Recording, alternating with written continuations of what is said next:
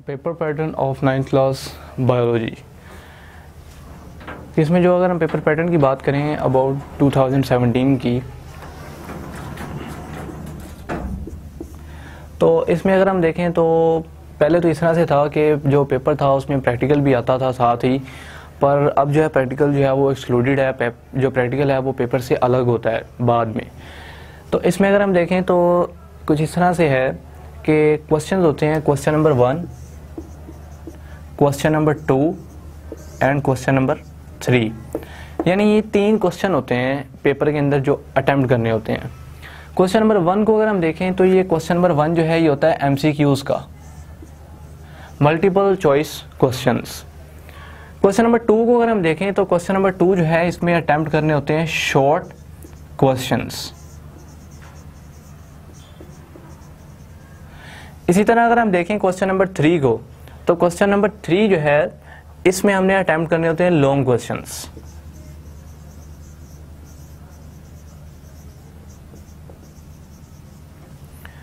अब ये 3 क्वेश्चंस हैं जिसमें हमारे पास question number 1 MCQs multiple choice questions, question number 2 short questions and question number 3 जो कि लॉन्ग क्वेश्चंस। अब अगर हम मार्क्स को देखें, मार्क्स की डिवीजन के लिहाज से और टाइम के लिहाज से देखें तो MCQs जो हैं इनके 12 मार्क्स होते हैं, यानी कि 12 MCQs होते हैं और हर MCQ जो है उसका 1 नंबर होता है, यानी कि ईच MCQ कैरी 1 मार्क। तो 12 मार्क्स होते हैं इनके। इस लिहाज से अगर हम लॉन्ग क्वेश्चन की बात करें तो लॉन्ग क्वेश्चन को अगर हम देखें तो इनके 18 मार्क्स होते हैं, यानी कि MCQs के 12 मार्क्स और लॉन्ग क्वेश्चन के 18 मार्क्स, टोटल हो गए 30। रिमेनिंग 30 जो हैं वो होते हैं शॉर्ट क्वेश्चन, यानी कि शॉर्ट क्वेश्चंस के जो मार्क्स होते हैं वो होते हैं 30। और टोटल अगर हम देखें तो टोटल जो है वो हमारे पास यानी कि बनते हैं 60 मार्क्स, यानी कि टोटल पेपर जो है वो हमारे पास होगा 60 मार्क्स का, यानी कि 12 प्लस 30 प्लस 18। अब अगर हम इसको करें तो हमारे पास अबाउट 30 मार्क्स जो हैं, 60 मार्क्स जो हैं वो बनते हैं। यानी कि हमारे पास जो पेपर आएगा, जो अटेम्प्ट करना होगा वो होगा 60 मार्क्स का, जिसमें से डिवीजन जो है वो इस तरह से होगी। अब अगर हम देखें टाइमिंग और यानी कि इसको अटेम्प्ट किस तरह से करना है, इस लिहाज से अगर हम देखें तो MCQ जो है इनके 12 मार्क्स हैं, यानी कि हर MCQ जो है इसका 1 नंबर है, हर MCQ का 1 नंबर है, यानी कि 1 multiply by 12 is equal to 12। इसी तरह से अगर हम शॉर्ट क्वेश्चंस की बात करें तो शॉर्ट क्वेश्चन 3 यानी पार्ट्स में होंगे। A पार्ट होगा, B पार्ट होगा और C पार्ट होगा, यानी कि 3 पार्ट्स में होते हैं, पार्ट 1, पार्ट 2, पार्ट 3। पार्ट 1 की अगर हम बात करें तो पार्ट 1 जो है इसमें हमारे पास यानी कि 8 शॉर्ट क्वेश्चंस होंगे, जिनमें से 5 को अटेम्प्ट करना होगा, यानी कि 8 होंगे हमारे पास। इन 8 में से हमने 5 को अटेम्प्ट करना होगा। इसी तरह जो सेकंड पार्ट है उसमें भी 8 शॉर्ट क्वेश्चंस होंगे, जिनमें से हमने 5 को अटेम्प्ट करना होगा।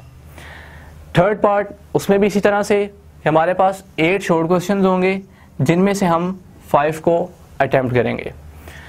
अब अगर हम डिवीजन को देखें तो हर पार्ट में से हमने 5-5 शॉर्ट क्वेश्चंस को अटेम्प्ट करना है, यानी कि ओवरऑल फर्स्ट पार्ट में होंगे 8 जिनमें से 5 को अटेम्प्ट करना होगा, सेकंड में भी होंगे 8 जिनमें से 5 को अटेम्प्ट करना होगा, इसमें भी होंगे 8 जिनमें से 5 को अटेम्प्ट करना होगा।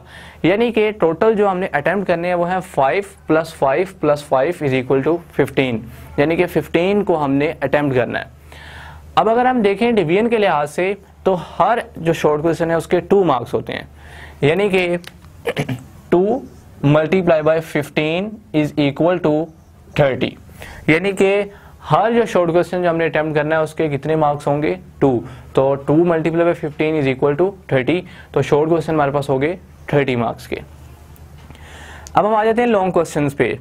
लॉन्ग क्वेश्चन टोटल जो है वो 18 मार्क्स के हैं। इस लिहाज से अगर हम देखें तो लॉन्ग क्वेश्चन को अगर हम देखें तो लॉन्ग क्वेश्चन जो है हमारे पास 3 होंगे, यानी लॉन्ग क्वेश्चन कितने होंगे 3।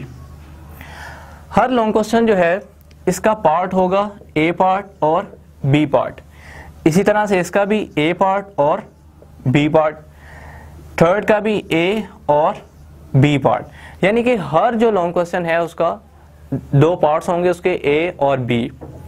जो ए पार्ट होगा वो होगा 4 मार्क्स का, जो बी पार्ट होगा वो होगा 5 मार्क्स का। इस तरह जो ए पार्ट वो 4 मार्क्स का, बी 5 मार्क्स का, ए पार्ट 4 मार्क्स का और बी 5 मार्क्स का। अब हमने करना क्या होगा, हमारे पास चॉइस किस तरह से होगी कि हमने इन 3 में से 2 को अटेम्प्ट करना है, यानी कि हमारे पास 3 लॉन्ग क्वेश्चंस हैं जिनमें से हमने 2 लॉन्ग क्वेश्चंस को अटेम्प्ट करना है। यानी कि अगर हम देखें तो ए बी पार्ट। अब अगर हम देखें तो 4 + 5 = 9, 4 + 5 = 9 एंड 9 + 9 = 18। यानी कि हमारे पास जो 3 लॉन्ग क्वेश्चन हैं इनमें से हमने 2 लॉन्ग क्वेश्चंस को अटेम्प्ट किया जिनके 2 पार्ट थे और हमारे पास टोटल मार्क्स बन गए 18। तो ये तो हमारे पास मार्क्स की भी डिवीजन हो गई, सारा कुछ हो गया। अब हम टाइम की तरफ आ जाते हैं कि टाइम जो है वो किस तरह से यानी कि एडजस्ट होगा। एमसीक्यूज की अगर हम बात करें तो एमसीक्यूज जो हैं इनके लिए जो टाइम रिक्वायर्ड होता है वो होते हैं 15 मिनट्स।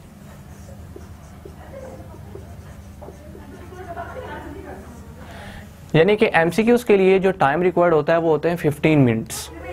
इसके बाद आते हैं हमारे पास ये वाला part, question number 2 and question number 3। इसके लिए जो टाइम रिक्वायर्ड होता है वो होते हैं 145 मिनट्स, यानी कि 1 hour and 45 मिनट्स।